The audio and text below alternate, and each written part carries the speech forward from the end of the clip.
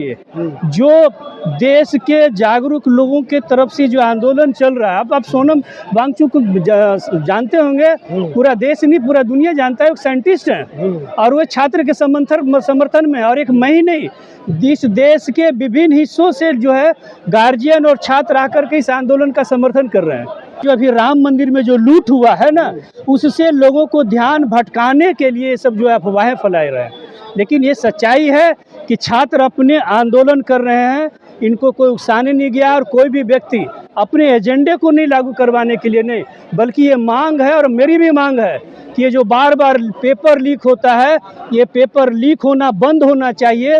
ये जो one nation one election करवाएं, उससे ज़्यादा बेहतर वन नेशन वन एजुकेशन की ज़रूरत है इस देश में। अगर मेरे पास बॉल पेन नहीं रहेगा तो ये शिकायत हम अपने माँ बाप से करेंगे या नहीं करेंगे? तो ये हमारे देश की मामला है, एजुकेशन से जुड़ा हुआ मामला है। हाँ, रोने से आ जाएगा। लोकतंत्र में जो कहने का तरीका उसी तरीके से न कह रहे हैं। सरकारी स्कूल को प्राइवेट में इमर्ज कर दिया। मेरा कहना है आपके चैनल के माध्यम से, वो जो है प्राइवेट स्कूल को सरकारी स्कूल में क्यों नहीं इमर्ज कर दिए।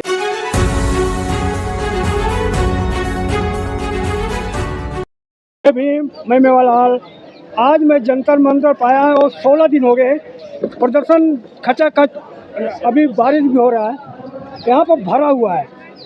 आज पटना से हमारे सर हैं, सोशल एक्टिविस्ट हैं, इनसे समझूंगा कि आप तो आपको पेपर तो देना नहीं है, आप क्यों यहाँ पर हैं, आपसे जानना चाह रहा हूँ सर।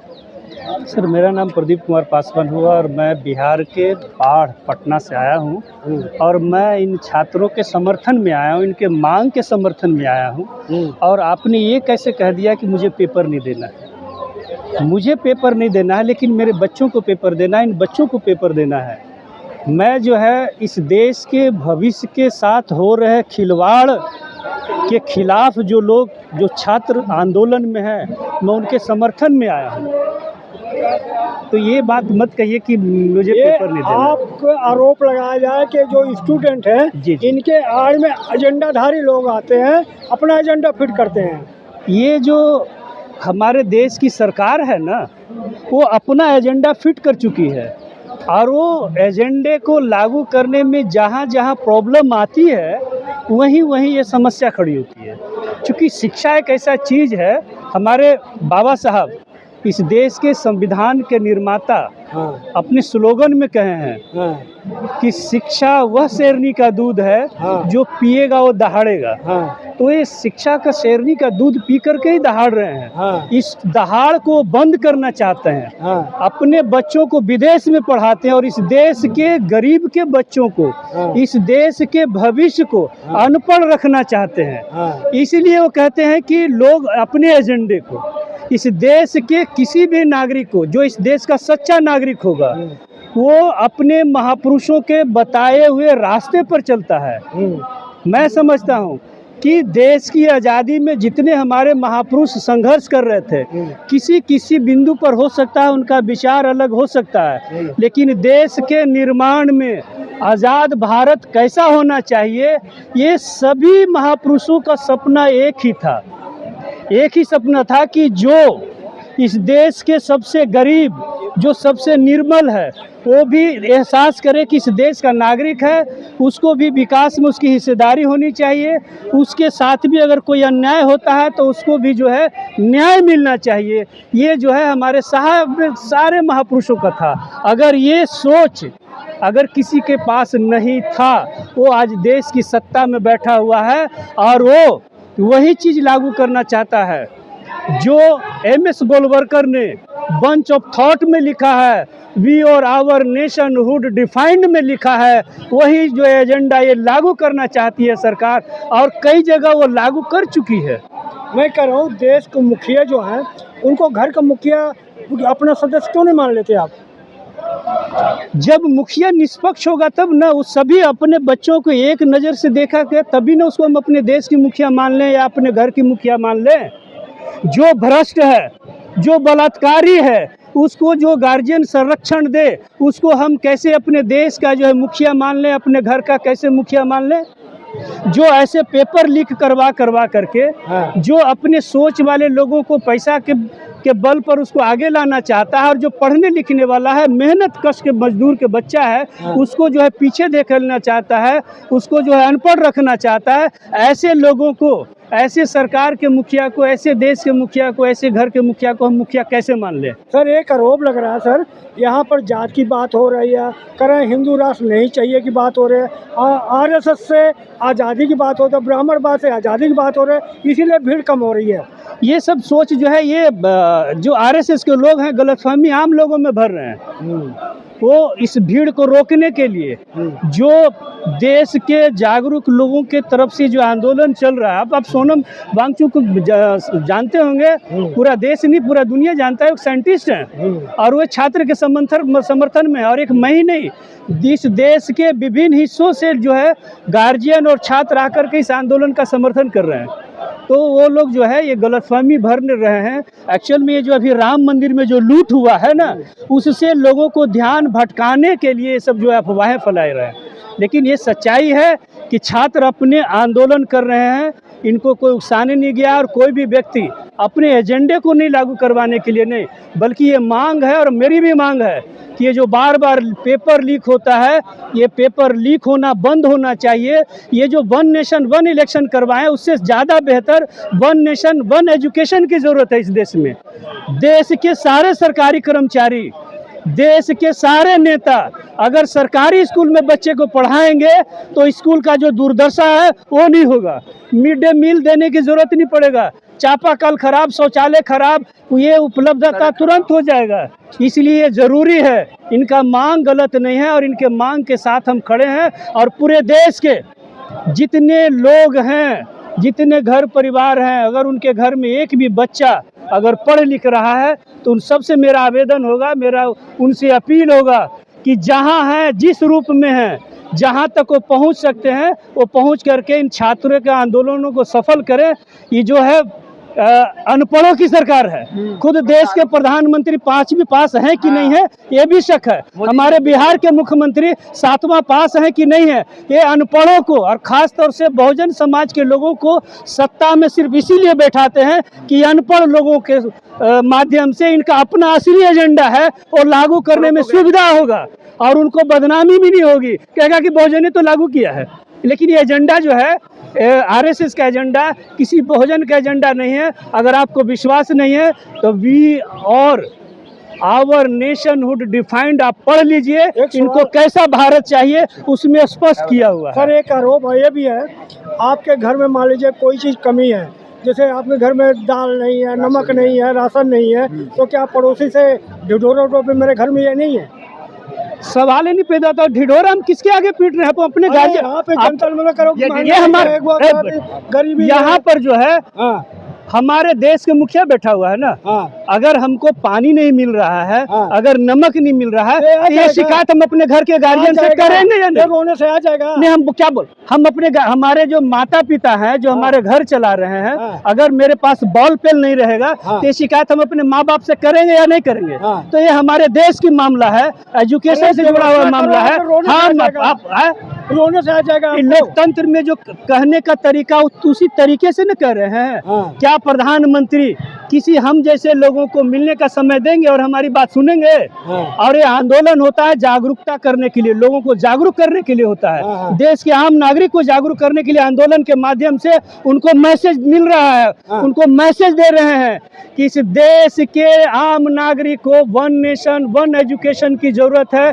देश के सारे सरकारी कर्मचारी, देश के सारे नेता, सारे मंत्री जो है अपने बच्चों को सरकारी स्कूल में पढ़ाएं। ये जो अभी आप समझ सकते हैं पूरे देश के अंदर 1 to 5, 1 to 8 तक जो है लगभग 1 लाख सरकारी स्कूल बंद कर दिए गए हैं। उत्तर प्रदेश में माननीय मुख्यमंत्री जी का कहना है कि हम जो है सरकारी स्कूल को प्राइवेट में इमर्ज कर दिए। मेरा कहना है आपके चैनल के माध्यम से, वो जो है प्राइवेट स्कूल को सरकारी स्कूल में क्यों नहीं इमर्ज कर दिए? उससे गार्जियन को भी राहत, देश को भी राहत और सही एजुकेशन भी मिलेगा। एजुकेशन के जो मंदिर है उसमें भी सुधार होगा। मैं ये कह रहा हूँ जो यहाँ पे इस्तीफे की मांग हो रही है, धर्मेंद्र प्रधान इस्तीफा दो। अगर इस्तीफा हो जाएगा तो आप लिख कर दोगे कि अब दोबारा लिख नहीं होगा? मैं आपको लिख करके देता हूँ कि ऐसे भ्रष्टाचारी अगर सिस्टम से बाहर होंगे तो निश्चित रूप से सिस्टम में सुधार होगा। वो बिना इस्तीफा दे ये कैसे कह सकते हैं कि इससे सिस्टम में सुधार नहीं होगा, लीक नहीं होगा? अगर इससे भी ज़्यादा कोई महाभ्रष्टाचारी को बैठा देगा तभी जो है पेपर लीक होगा। अगर किसी क्या भारत में ईमानदार लोगों की कमी है? ऐसे ईमानदार लोगों को क्यों नहीं बैठा रहे हैं? क्यों अनपढ़ लोगों को बैठा रहे हैं जो एजुकेशन का मतलब नहीं समझते? अपने बेटे को तो विदेश में पढ़ा रहे हैं, हम क्या अपने बच्चे को विदेश में भेजने लायक है? देखो मोदी जी इतना अच्छा काम है, पूरे देश में डंका बज रहा है, अब उनके अंदर कमी आप ढूंढ रहे हो। अब देश के अंदर घंटा बज रहा है कि डंडा बज रहा है, ये तो भीड़ बता रही है। देश पर आपत्ति आया था जब पाकिस्तान से ऑपरेशन सिंदूर चला था, तो भारत के इतने सारे मित्र हैं, ये लगभग 100 देश में घूम चुके हैं। क्या इनका मित्र ट्रंप भी आकर के इनकी मदद किया है? अरे हाथ मिलाते हैं डोर। अरे हाथ मिलाने से देश का विकास नहीं होता है। देश के हित में जान देने से, देश के हित में काम करने से, देश के हित में कुर्बानी देने से देश का विकास होता है। हाथ मिलाने से होता नहीं है।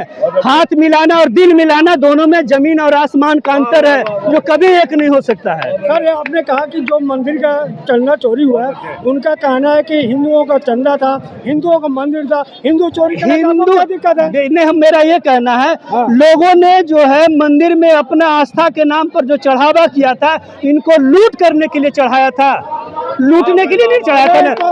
जो पीएम केयर फंड का पैसा और राम मंदिर का पैसा का इस्तेमाल इस देश के अंदर अपने सोच की सरकार बनाने के लिए और विपरीत सोच की सरकार को गिराने के लिए इस्तेमाल किया जा रहा है। सर जिसका आस्था नहीं वही बदनाम कर रहे हैं सर। जी, राम में इस देश में क्या विश्व में कोई ऐसा होगा जिसको जो है भगवान में आस्था नहीं है? जो लोग नास्तिक है उनको भी किसी न किसी चीज में विश्वास होता है, आस्था होता है। बल्कि ये आस्था के नाम पर करोड़ों लोगों का अरबों रुपया आस्था के नाम पर लूट लिए हैं और अपने सोच के जो है एमपी एमएलए बना रहे हैं। अभी आपने देखा होगा, इनको हमेशा भय सताता रहता है कि कब नीतीश कुमार जी और कब चंद्रबाबू नायडू इनके जो है बैसाखी खींच लेंगे। उसको बचाने के लिए वो लगातार जो है एमपी एमएलए खरीद रहे हैं। आपने देखा होगा भी एमएलए खरीदने का प्रयास जो है तमिलनाडु में भी हुआ। 20 गो एमपी जो है आपको पश्चिम बंगाल में खरीदा गया, कोई फ्री में नहीं आ रहा है। सर मोदी की सरकार देखो 8 लोग पकड़े गए, वो पकड़े गए जो चड्डीधारी हैं, जिनको बेचारे के कोई औकात नहीं है, उनसे चोरी करवाया गया है। चोरी करने वाले वो लोग नहीं है, चोरी करने वाले को बचाने के लिए ही है उन लोगों को फंसाया गया है। बचाना होता तो उनको नहीं पकड़ते। आपको क्या बोल रहे हैं? आपको क्या बोल रहे हैं? इसमें सबसे बड़ा दोषी हमारे देश के प्रधानमंत्री है, इस प्रदेश का मुख्यमंत्री है। उनके बिना इशारे का कोई भी जो है एक अठन्नी भी नहीं चुरा सकता। कहा जाता है ना कि परवरदिगार के बिना, भगवान के बिना पत्ता नहीं हिलता है। उसी तरह से राम मंदिर के अंदर अगर एक पैसा कोई चुरा रहा है तो उसके लिए भारत के प्रधानमंत्री, उसके लिए उस प्रदेश के मुख्यमंत्री 100% जिम्मेदार है। जब उनको पता चल गया, बड़ी मछली को क्यों बचा रहे हैं? एक कहावत है ना कि हर बड़ी मछली छोटी मछली को खा जाता है, और बड़ी मछली को क्यों बचा रहे हैं? अगर बड़ी मछली को, आपका नंबर आएगा। नंबर अभी जब तक इस देश के अंदर सरकार नहीं बदलेगी, दूसरी सोच की सरकार नहीं बदलेगी, ये बड़ी मछली पकड़े जाने वाली नहीं है। मोदी है, मोदी के आगे भ्रष्टाचार नहीं हो टिकेगा। आप ये तो सारा दुनिया देख लिया ना कि ये लोग आस्था के नाम पर मंदिर को भी नहीं छोड़ा। जब ये लोग मंदिर को नहीं छोड़ सकता है, जब ये लोग पीएम केयर फंड को नहीं छोड़ सकता है, तो और क्या चीज छोड़ेगा? आप समझ सकते हैं कि पीएम केयर फंड में आम आदमी बिजनेसमैन लोग पैसा दे रहे हैं देश के विकास में, उसको जो आरटीआई के दायरे से बाहर किया गया। अभी कुछ दिन पहले सोशल मीडिया पर देखे हैं, अमित शाह जी भी जो है मंदिर को जो है आरटीआई के दायरे से बाहर की बातों की है। ये आरटीआई के दायरे से बाहर करने के पीछे कारण क्या है? कि इनको मंत्री को खरीदने में, इनको एमएलए को खरीदने में, इनको एमपी को खरीदने में, अपनी सोच की सरकार को बनाने में पैसा की कमी ना हो जाए। मोदी जी का भरोसा रखो, सब दूध का दूध पानी। 2014 से भरोसा रख के तो ये हाल हो गया कि छात्र जो है, कई छात्र आत्महत्या कर लिए, देश का भविष्य आत्महत्या कर रहा है। आप कितना भरोसा करें? बहुत हो गया। इस देश के अगल बगल में पड़ोसियों में मैं समझता हूँ कि पाकिस्तान से ज्यादा इंसान के लिए खराब कोई देश नहीं है सर। लेकिन आज शांति का दूत वो बन गया, और विश्व के अंदर शांति का दूत बनने वाला, जो शांति को भगवान बुद्ध शांति का, मैत्री का संदेश देने वाले देश को आज कोई पूछ नहीं रहा है। उसका एक ही कारण है, नरेंद्र मोदी, दूसरा कोई नहीं है। सर एक लास्ट सवाल आपसे, एक लास्ट सवाल है सर। अभी तो अयोध्या में पता लग गया है कि जो चंदा आता है उसका चोरी हो रहा है, क्या काशी मथुरा में भी ऐसा होता होगा कि नहीं होगा? बिल्कुल, इस देश के अंदर जितने नेम एंड फेम वाला मंदिर है सब में यही हो रहा है। आखिर आरएसएस इतना बड़ा एजेंडा इस देश में कैसे चला रहा है? बिना पैसा का नहीं चल सकता। ये सारे मंदिर जो बड़े बड़े मंदिर है सबका पैसा जो है ये बीजेपी आरएसएस के लोग राजनीति करने में अपने एजेंडे के अनुसार काम कर रहे हैं और सारे चोरी का सर पैसा। भगवान के घर में देर है अंधेर नहीं है। ये कहने की बात है। हाँ। अगर भगवान होता, बुरा नहीं मानिएगा, मैं थोड़ा सा अलग से हट के बात कर रहा हूँ, हाँ। तो क्या अपने मंदिर से पैसा चुराने दे देते?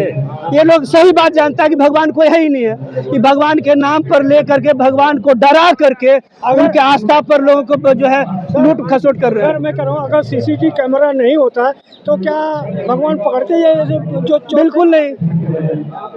और सीसीटीवी कैमरा तो जो है सो बंद करके चोरी करने जाता था। आप अभी देखे नहीं, पिछले साल नवंबर दिसंबर अक्टूबर नवंबर में बिहार में चुनाव हो रहा था। जब तक चुनाव हुआ अमित साहब जो है बिहार नहीं छोड़े, और हर होटल में वो हर आईएएस अधिकारी को बुला करके मीटिंग करते थे और होटल का सारे सीसीटीवी कैमरा बंद कर देते थे। ठीक है, थैंक यू। आओ जाओ ताऊ जी।